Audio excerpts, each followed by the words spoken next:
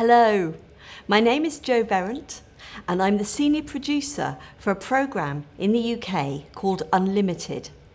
Unlimited is run by Shape and Arts Admin together, and it's a commissions programme for disabled artists to make extraordinary work.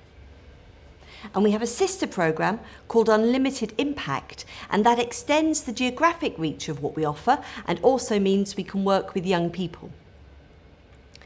When Lottie said there was going to be a seminar in Sweden on power, attitudes, art, democracy and human rights, how could I say no?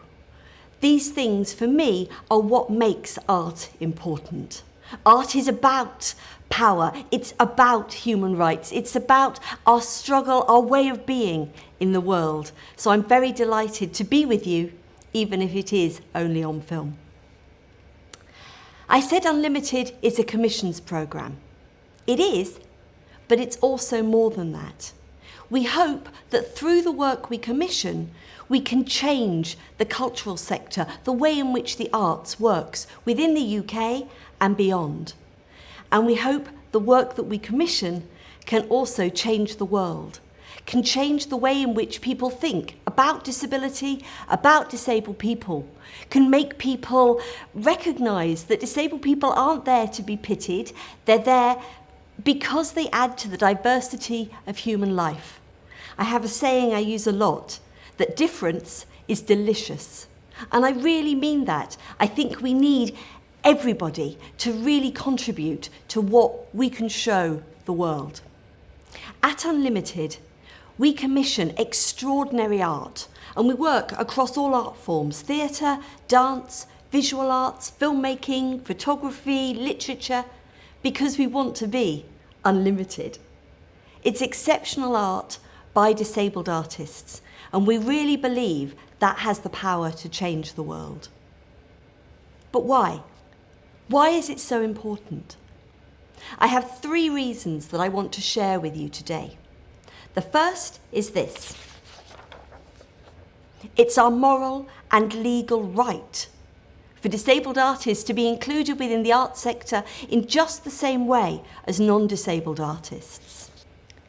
In the UK, between 18 and 22% of the population are disabled people, yet we don't see that kind of percentage within the arts as either artists or as audiences, and that's simply not fair. We live in a world where if you give birth to a disabled child, the most common word you're likely to hear is, "I'm sorry." That's not good enough. The response to disability shouldn't be, "I'm sorry." It should be, "Wow, fantastic, amazing," in exactly the same way that it should be for any child being welcomed into the world. For disabled young people wanting to enter the arts, most people go, "No, that can't happen." I know that myself. I was told that I would never work in the arts sector because of my hearing impairment. That's just not good enough. So the arts for me are a way of highlighting and showcasing that injustice, a way of us fighting back, a way of us being able to platform our experiences, the prejudice, the oppression that we've experienced, and actually get that understood on a global platform so that many more people hear those voices. In the UK, people often tell me we have it good, that it's easy for disabled artists, that programmes like Unlimited have made it easy for people to succeed. This isn't the case. In the UK, there are many cuts on many different benefits and support structures that have helped disabled people progress. Our independent living fund has been cut. Access to work that helps disabled people in work is under restriction. In fact, disabled people and those getting social care have been hit 19 times as hard by the different benefit measures that this government has put in place. So it's not easy for us here either. We have many artists making work about the inequality in our system. Catherine Arignello, for one, She made a beautiful piece called The Dinner Party Revisited that was absolutely about the different ways in which disabled people are seen within our society. I really recommend you check it out. You can see bits online. The second reason that we need to speak out is that disabled people show the hidden voices. It's the different voices, the fresh, new voices that other people don't get a chance to hear, the stories that haven't yet been told.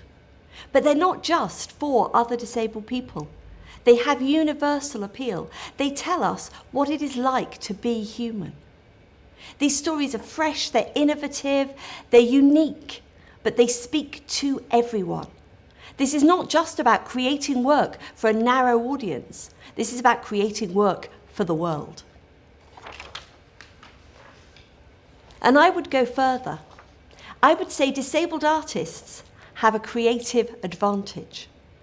I would say that we create work that adds to an arts aesthetic, that takes the world one step further in relation to art form development in a way that's not actually been seen before. It's something that's really new, really innovative, really unique. And at the moment, it's not recognised for what we bring to the art form. I want to ask you what you do to really reframe the arts that you create. I want to ask you how you take that notion of creative advantage and apply it to the artists that you work with. How do you help them reframe what they offer and make sure that everybody can see not disabled people to be pitied or disabled people to be looked down on, but disabled people who are artists in their own right, contributing validly to the development of art around the world? What are you doing that makes that possible? For me in the UK, one of the artists who's leading on that is an artist called Jess Tom. Jess has Tourette's syndrome. That means that she says things that she can't control and her body moves in ways that she can't control. And Jess was told for many, many years that she would never be a performer because she can't stay on script. Her brain, her body just won't allow her to. Jess is one of our most successful artists. She created a piece last year called Backstage from Biscuitland, and that piece has gone on to perform in venues from Scotland, England, Wales, and across the world. They're just going to be part of the San Francisco International Festival in 2016, we've heard. And they were also on BBC. BBC4 did a live broadcast that included a reversioning of Jess's piece for television. So something that she was told, she says the word biscuit 16,000 times a day. This is somebody who was told they could never perform. But actually, her performance appeals to everybody. It's spontaneous. It's using her Tourette's, she says, is her superpower. It's not something that puts her down. It's something that makes her invincible. Again, I really recommend Jess Tom, Tourette's Hero, and really see what can be achieved. As I said at the beginning, I'm really, really sorry that I can't be with you in person today. But maybe we can think of it in terms of creative advantage. I can't be with you because of my health. I'm not allowed to be in places that are particularly cold at the moment due to my health condition. But maybe we can see that as a positive. I've certainly had to think more about what I want to say to you and how I want to say it. So hopefully this will be a better presentation than if you had me there in person. But I'm not letting you off the hook. I really want to find out from you what you're going to do from this presentation to make the work that you do better. It's very easy to put the blame on society or on the government or on other arts organisations or other social providers. To see the lack of visibility of disabled performers as being their problem, nothing to do with us. But it's our problem.